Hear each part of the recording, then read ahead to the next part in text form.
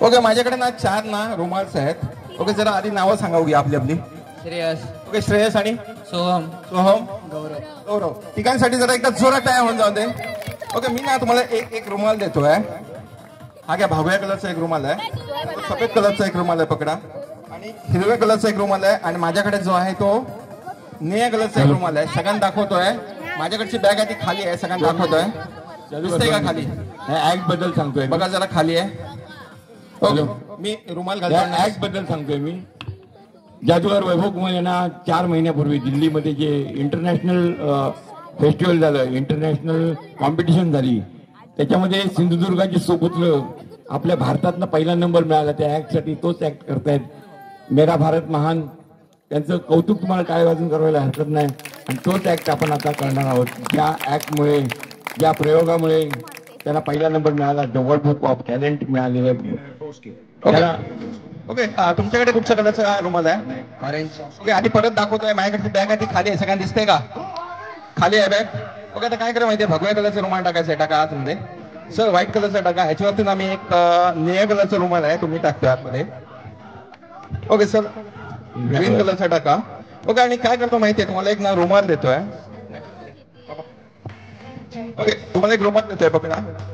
हा, याला कव्हर करायचंय. करा कव्हर. कव्हर ठिकाणी एकदम करा, ठिकाणी एकदम करा, हात लावून. हा, आणि मॅजिक बघूया काय झाली आहे. साऊंड वाढवा, साऊंड वाढवा.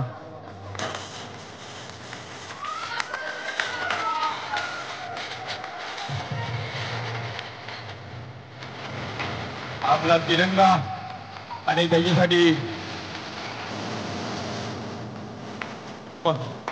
फडकवता सगळ्यांनी उभं राहायचंय. आपल्या देशावरचे, देशाचे सैनिक किती लढतायत.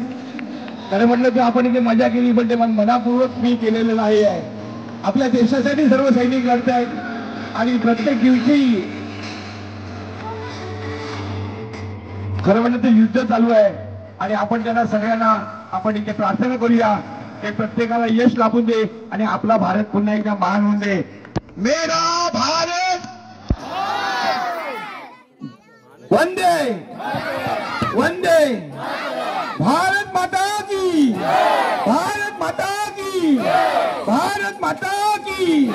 आपण सगळ्यांना सेल्यूट करूया. मेरा भारत महान.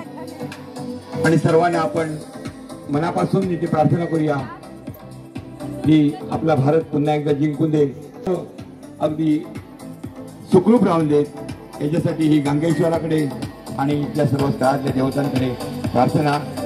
जय हिंद, जय महाराष्ट्र आणि मेरा भारत.